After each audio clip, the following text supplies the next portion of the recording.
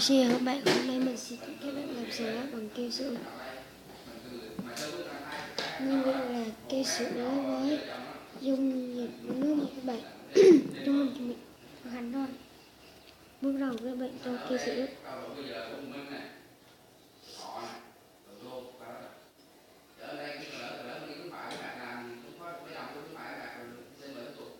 Mình sẽ cho lượng cỡ này.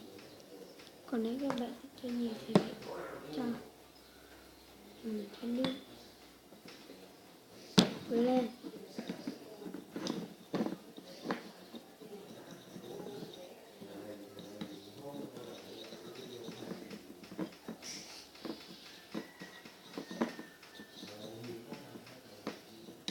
Mình sẽ cho ít một keo sữa nữa.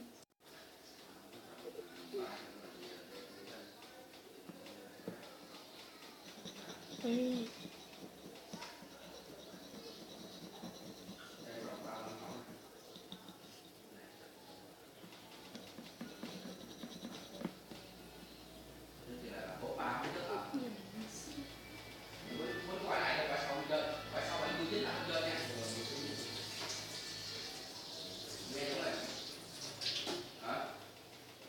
Bạn nhà mình có hấp lên ồ.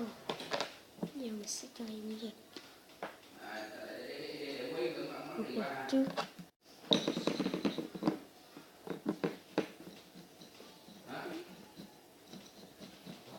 Dầu thứ hai.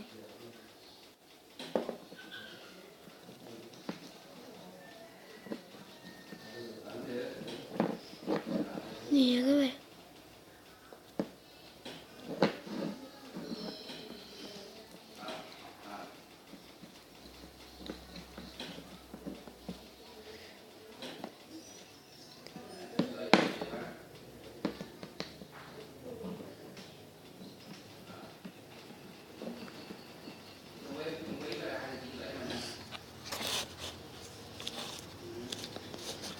Để mình sẽ quay cho các bạn nhìn rõ hơn.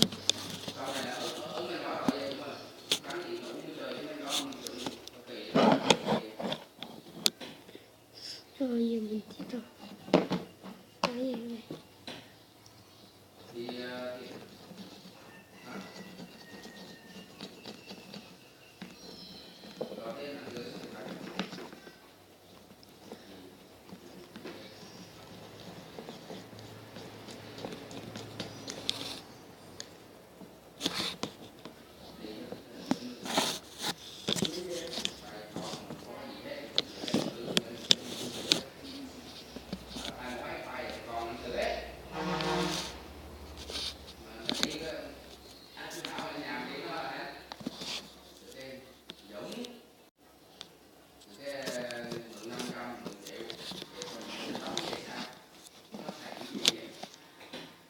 Rồi mình sẽ quay tiếp.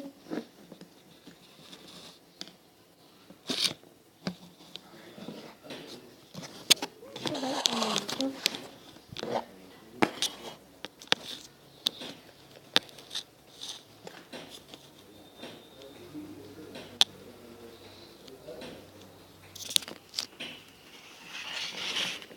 Đây. Đây, kiss.